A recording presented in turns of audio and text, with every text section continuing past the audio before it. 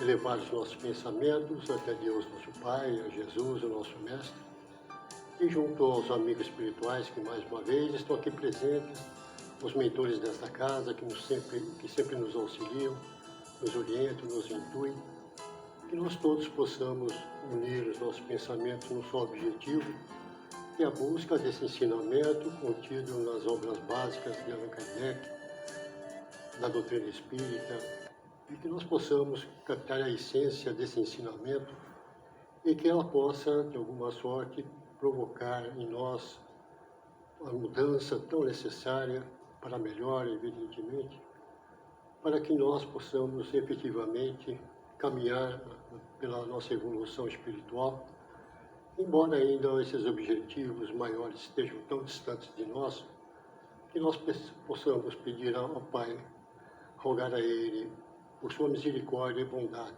que nós possamos perseverar nesse caminho até que possamos atingir aquele objetivo final. Que assim seja. Bom, então, como vocês sabem, aos domingos a gente dá continuidade ao Livro dos Espíritos, né, ao estudo, e a mim coube aqui estar expondo aqui o capítulo 5 do livro 3 do Livro dos Espíritos, no item 4, a lei de conservação. A lei de conservação é uma das leis divinas ou naturais, né?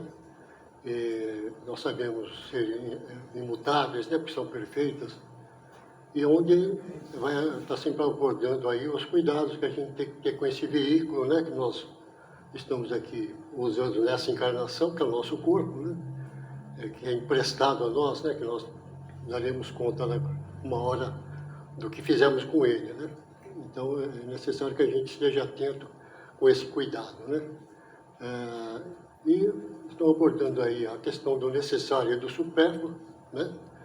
Procurando definir, embora não exista uma barreira, não existe uma definição exata, né, do que é necessário e do que é supérfluo, mas a gente está sendo abordando isso e depois vamos passar para privações voluntárias e modificações.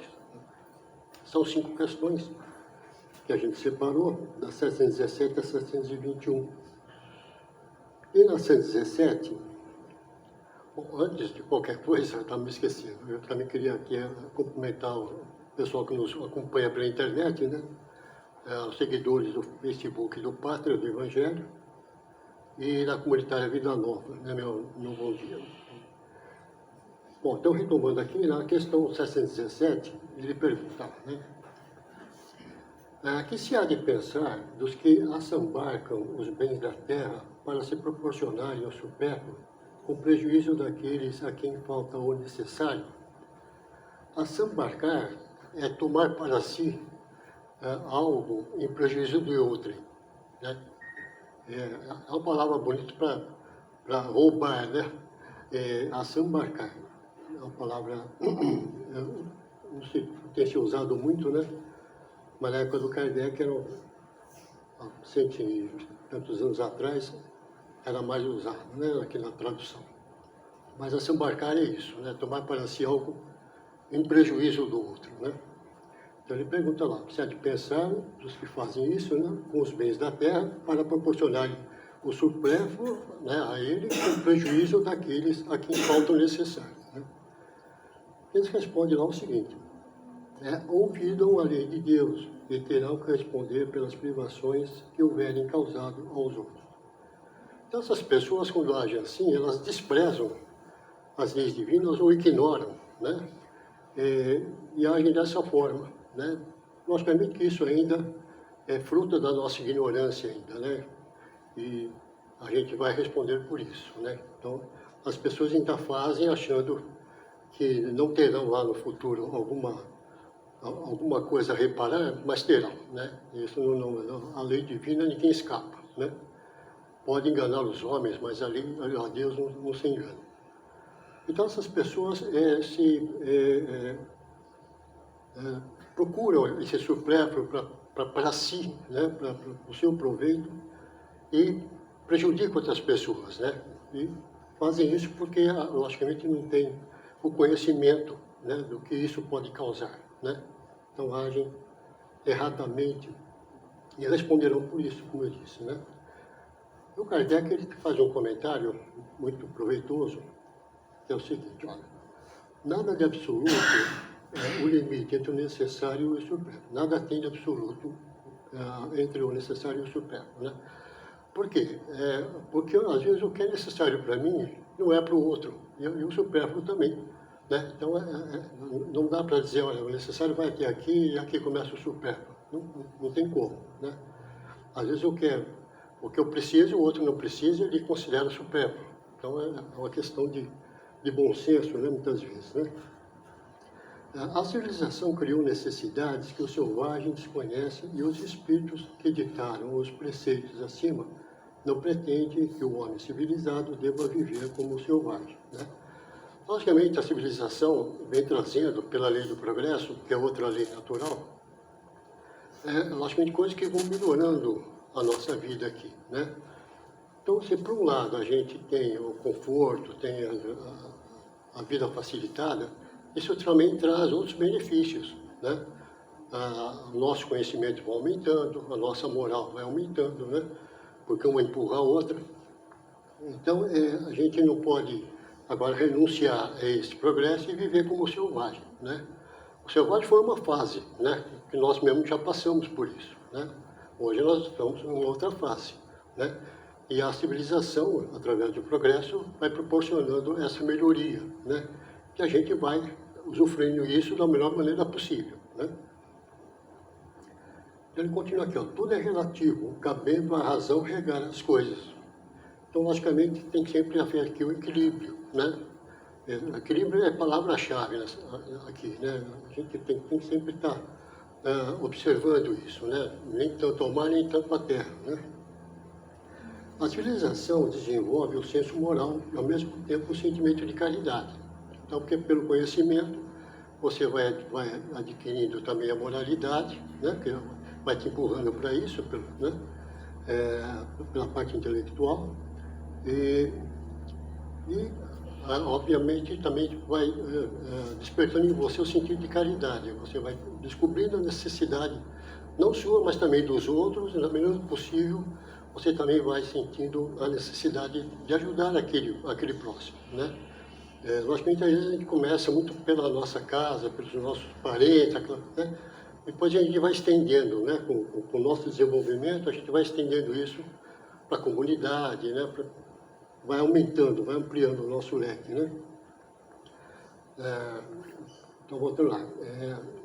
Voltando aqui, a civilização desenvolve o senso moral e, ao mesmo tempo, o sentimento de caridade que leva os homens a se prestarem mútuo apoio. Né? Os que vivem à custa das privações dos outros exploram em seu proveito os benefícios da civilização. Né? Então, é o que eu estava dizendo. As pessoas são inescrupulosas e acabam cometendo esse erro. Né? Às vezes por ignorância, por orgulho, por uma série de coisas. Né?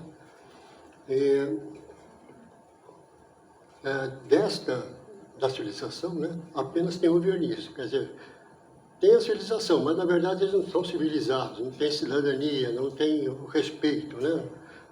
Então, eles se dizem civilizados, bonzinhos para a sociedade, né? Mas no fundo cometem esse tipo de erro, né? Como muitos aqui da religião só tem a máscara, e outros se escondem atrás da religião, infelizmente, né? Também se colocam como bonzinhos, né? Mas no fundo estão explorando, né?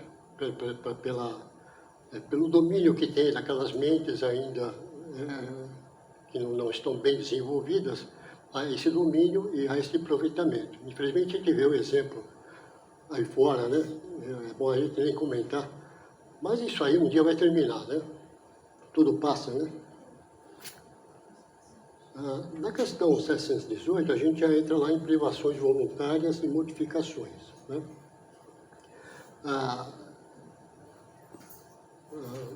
Vamos lá. 718. A lei de conservação obriga o homem a prover as necessidades do corpo? Ele fala sim, porque sem força e saúde, impossível é o trabalho. Né? Então, é a questão aqui de você estar também observando, como eu disse no começo, o cuidado com o corpo. Né? Porque se você não tiver como ele fala aqui, saúde e força, como é que você vai trabalhar? Tanto materialmente quanto espiritualmente, né? Então a gente precisa estar cuidando dele, né? Logicamente que a gente às vezes só vai despertar para isso mais tarde, né? A gente às vezes passa pela adolescência, pela mocidade, sem observar essas coisas. Mais tarde você vai ver o quanto prejuízo você já causou ao seu corpo, né? Então é importante a gente ter isso em mente, né? Do cuidado, do equilíbrio, né? Sempre buscando o necessário e sem o abuso, né? Porque quando você passa para o abuso, né? Vai buscar o supérfluo, que não, às vezes não te diz nada, né? Não acrescenta nada na sua vida, né? No 719, ele pergunta o seguinte aos espíritos: merece censura o homem que procura o bem-estar? Ele responde: é natural o desejo do bem-estar, né? Deus só proíbe o abuso por ser contrário à conservação. Ele não condena a procura do bem-estar desde que não seja conseguido à custa de outrem e não venha a diminuir-vos nem as forças físicas, nem as forças morais, né? A gente está sempre buscando o melhor para a gente, né? Logicamente ninguém quer. Você está sempre buscando um conforto, uma melhoria para você, para sua família, né? Isso é natural em nós, né?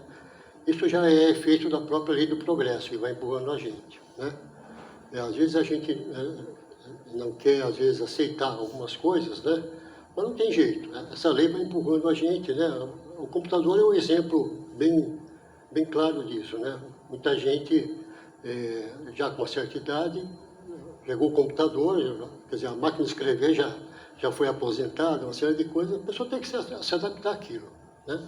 Então, assim, não tem jeito, você tem que ir aceitando, porque se você não se adapta, não usa, você vai ficando à margem daquilo, né? Então, o progresso é bem assim, né? Lógico, tudo tem, a lei do progresso nos fornece um caminho que é para a nossa melhoria. Agora, vai depender de nós fazer o bom uso ou o mau uso daquilo, né? Então, a gente está sempre à margem da nossa escolha, das escolhas que fazemos, né? Usando o nosso livre-arbítrio. Então, logicamente que ele fala, ele condena o abuso, né? Que é contrário à conservação, né? Nós temos que estar sempre atentos ao necessário, né? E logicamente que a gente tem que buscar esse bem-estar não pisando no próximo, né? Não tem sentido isso, né? Então, então, desde que a gente não prejudique os outros, né? O bem-estar é bem-vindo, né? E nem também que possa exaurir as nossas forças físicas e morais, né? Então, não adianta nada eu trabalhar 10, 12 horas por dia, né? Como infelizmente muitos ainda fazem, né? Em busca desse conforto, né? Então, uma coisa acaba anulando a outra, né? Então, não há um aproveitamento completo disso, porque a pessoa às vezes está tão cansada, tanto trabalhou, e não pode usufruir daquele conforto que ela conseguiu, né? E também com relação às forças morais também, né? A 720 ele fala o seguinte: olha, são meritórias aos olhos de Deus as privações voluntárias com o objetivo de uma expiação igualmente voluntária. Então, o que são as privações voluntárias, né? Às vezes você se propõe algum tipo de, vamos pôr aqui, castigo, entre aspas, né? A você visando uma expiação igualmente voluntária, né? Então, que ele responde aqui, ó: fazei o bem aos vossos semelhantes e mais mérito tereis, né? Então, veja, essa questão de privações voluntárias é muito relativa, né? Não adianta nada você fazer alguma privação, você precisa ver qual é a finalidade daquilo, qual é a utilidade prática, né? Porque tudo que Deus criou é útil, né? Não adianta você fazer uma coisa que não tem um aproveitamento prático na vida em favor do semelhante ou até para você mesmo, porque não vai adiantar em nada, né? Então, é o que ele fala: fazer o bem aos vossos semelhantes e mais mérito tereis, né?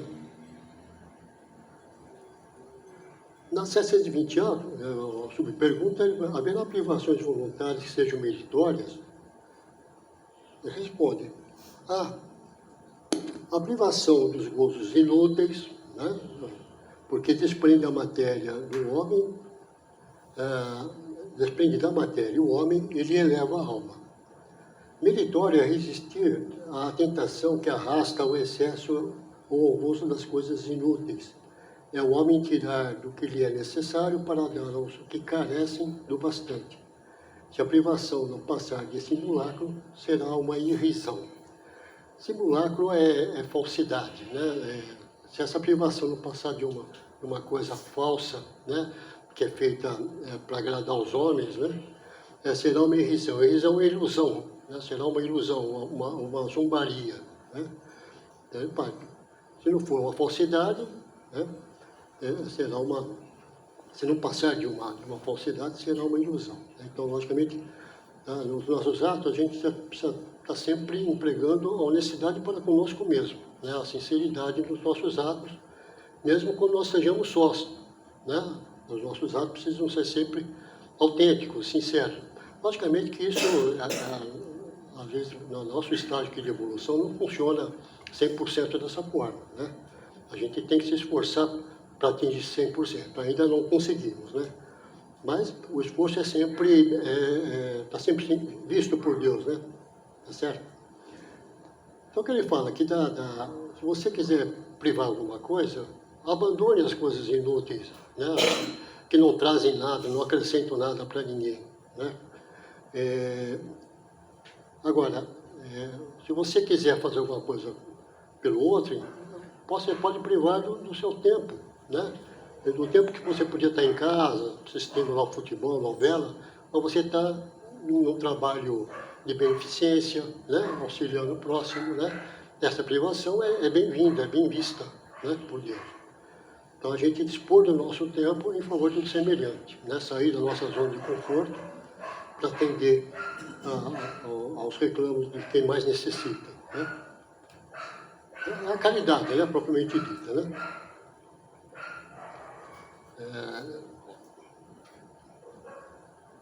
Na 721, é meritória, de qualquer ponto de vista, a vida de modificações ascéticas que desde a mais remota antiguidade teve praticantes no seio de diversos povos.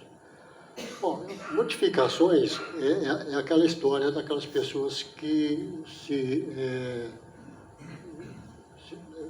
surravam, né? Pegavam aqueles chicotes, batiam nas costas, né? A gente via isso muito antigamente, via assim, em filmes, né? Mas, infelizmente, ainda tem pessoas que praticam esse tipo de coisa, né? Por exemplo, que pareça, né? Ascéticas é a busca pela purificação, né? Às vezes, quando você faz um jejum, uma meditação, está dentro dessa palavrinha aí, ascético, né? Então, modificações ascéticas. Então, é a dilatação do seu corpo em favor da purificação do seu espírito, né? Mas isso também não leva a nada, né? Não é por aí, né? Então, o que ele fala se é meritório isso, né? Ele responde lá. Procurei saber a quem ela aproveita e tereis a resposta. Então, é o que eu estou falando aqui. Que utilidade tem isso em favor do semelhante, né? Você está lá se machucando, né? Provocando dor em você. E o que isso vai provocar no semelhante? Nada, né? Então, precisa a gente usar de lógica, de bom senso, né? Dessas coisas, né? Se somente serve para quem a pratica e o impede de fazer o bem, é egoísmo, seja qual for o pretexto com quem entendam de colorir lá, né? Se aquilo está achando que só tem proveito para mim, eu estou perdendo tempo ali, eu estou impedido de fazer a caridade, né? E qualquer pretexto que possa chamar isso, né, não tem, ele classifica aqui como egoísmo, né? Eu estou vendo só a minha parte, né? E não estou levando nada para ninguém de útil, né?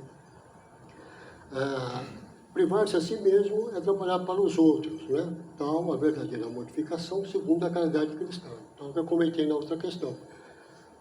Se você quer se privar, né, trabalhe para os outros, né? faça com que você possa cultivar a felicidade no seu semelhante, né? Não tem coisa melhor, né?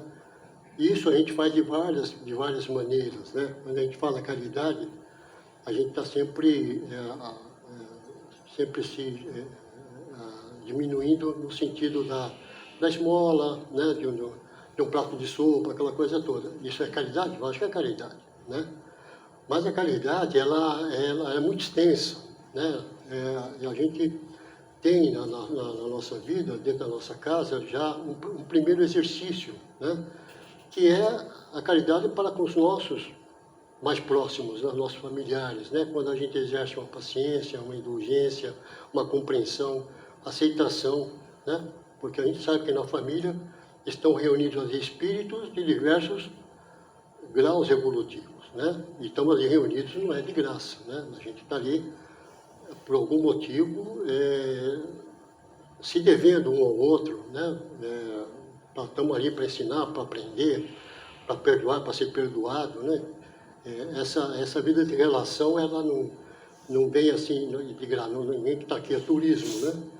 Então a gente está sempre reunido em torno de pessoas que já possivelmente convivemos, né? Complicamos um pouco essa relação e agora a gente vem aqui para os reparos, né? Para os nossos acertos, né? Então a família é bem isso, né? Então nada melhor do que ter esse exercício dentro da nossa casa, né? Seria um primeiro estágio, vamos assim dizer, né?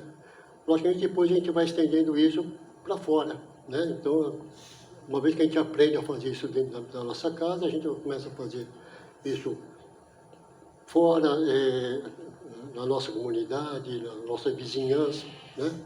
Porque a gente sempre tem alguma coisa de acertos, né? Porque a gente tem um vizinho que a gente não suporta, até porque você cumprimenta, ele não responde, e o seu orgulho, né, fica. Então, tudo isso você pode estar nesse exercício com ele, né, de aceitá-lo como ele é, né? Se ele não respondeu, não, faça a sua parte, né? Então, esse exercício faz muito bem para a gente, né? A gente vai, dessa forma, ampliando a nossa condição moral, né? Porque cada vez mais a nossa compreensão, a nossa aceitação vai aumentando, né? E a gente vai percebendo que isso vai nos confortando internamente, né? E ao mesmo tempo que o conhecimento, né, que a doutrina espírita nos fornece, a gente vai melhorando, né? Aquele palestrante, o Haroldo Dutra Dias, ele estava comentando o seguinte, né, que eu achei interessante, que ele fala que só o espiritismo em si, ele não resolve a nossa situação, né? A gente precisa ter o espiritismo e o espiritualismo, né? Então ele fala, o espiritualismo é tudo aquilo que transpassa o material, né? Então veja, todo espírita é espiritualista, mas nem todo espiritualista é espírita, né? As outras religiões cristãs são espiritualistas, né? Agora, quando a gente usa da doutrina espírita, que são a codificação de Kardec, o movimento espírita, junto com o espiritualismo, que a gente amplia esse conhecimento, né? essa aceitação dessa transcendência, né? A gente vai obter a espiritualidade, né? Então, o que é a espiritualidade? É esse aproveitamento que temos nessa relação, né? Aqui, nós estamos aqui nos relacionando, nessa vida de relação, né? Então, a gente vai obtendo com isso espiritualidade. Isso é o mais importante, né? Por quê? Porque a gente vai separando do material. O material é necessário ainda, sim, com certeza, mas a espiritualidade é mais, né? A gente está muito na fase do muito material e menos espiritual. Então, a gente começa a inverter isso com o passar do tempo, com as encarnações, né? Então, a gente está sempre aqui, voltando para esse aprendizado. Então, em cada encarnação, a gente vai aprendendo um pouquinho e vai dando esses passos. Por mais tímidos que sejam, a gente está sempre caminhando, né? Algumas encarnações a gente vai estagnar aqui, né? Pela nossa ignorância, mas pela bondade divina, a gente está sempre tendo uma nova oportunidade de retomar isso, né? E caminhar para aquele objetivo que a gente ainda está vendo de binóculos, né? Mas nós chegaremos lá um dia, tá certo? Bom, gente, era isso, né? São 5 questões, né? Deixa eu passar um pouquinho rapidinho.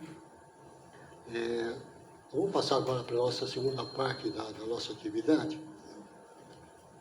Então, eu peço para quem